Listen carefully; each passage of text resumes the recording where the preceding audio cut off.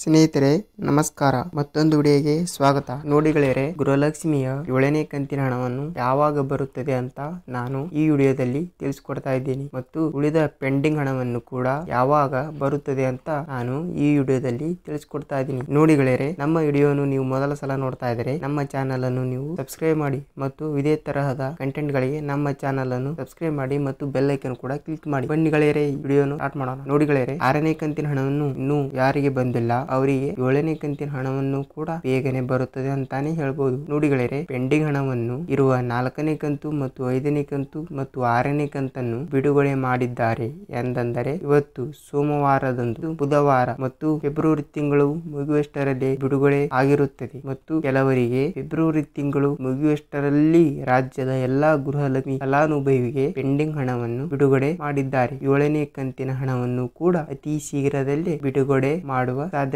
ಇದೆ ಅಂತ ಹೇಳ್ಬಹುದು. ನೋಡಿ ಗೆಳೆಯರೆ, 7ನೇ ಕಂತಿನ ಹಣವನ್ನು ಕೂಡ ಆದಷ್ಟು ಬೇಗನೆ ಮಾರ್ಚ್ ತಿಂಗಳಿನಿಂದ ಖಾತೆಗೆ ಬಿಡುಗಡೆ ಮಾಡುವ ಸಾಧ್ಯತೆ ಇದೆ ಅಂತಾನೆ ಹೇಳ್ಬಹುದು. ಪೆಂಡಿಂಗ್ ಹಣವನ್ನು ಕೆಲವರಿಗೆ ಜಮಾವಣೆ ಆಗಿದೆ. ನಿಮ್ಮ ಅಕೌಂಟ್ ಅನ್ನು ನೀವು ನಿಮ್ಮ ಬ್ಯಾಂಕಿಗೆ ಹೋಗಿ ಒಂದು ಸಲ ಚೆಕ್ ಮಾಡಿಸಿಕೊಳ್ಳಿ, ಪೆಂಡಿಂಗ್ ಹಣವನ್ನು ಜಮಾ ಆಗಿರುತ್ತದೆ. ನೋಡಿ ಗೆಳೆಯರೆ, ನಮ್ಮ ವಿಡಿಯೋನು ನಿಮಗೆ ಇಷ್ಟವಾದರೆ ನಮ್ಮ ಚಾನಲ್ ಅನ್ನು ನೀವು ಸಬ್ಸ್ಕ್ರೈಬ್ ಮಾಡಿ ಮತ್ತು ಇದೇ ತರಹದ ಒಳ್ಳೆ ಕಂಟೆಂಟ್ ಗಳಿಗೆ ನಾವು ನಿಮ್ಮ ಮೊಬೈಲ್ಗೆ ನೋಟಿಫಿಕೇಶನ್ ಕಳಿಸುತ್ತೇವೆ. ಲೈಕ್ ಮಾಡಿ ನಮ್ಮ ವಿಡಿಯೋನು. ನಮಸ್ಕಾರ ಗೆಳೆಯರೆ.